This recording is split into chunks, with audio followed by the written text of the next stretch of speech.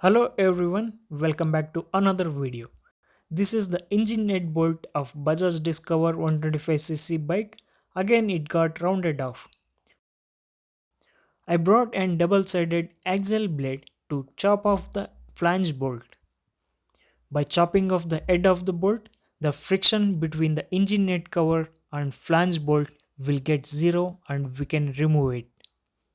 You can also try this method if similar situations faced with different bolts. Bajaj builds so low quality bolts that they get easily rounded off.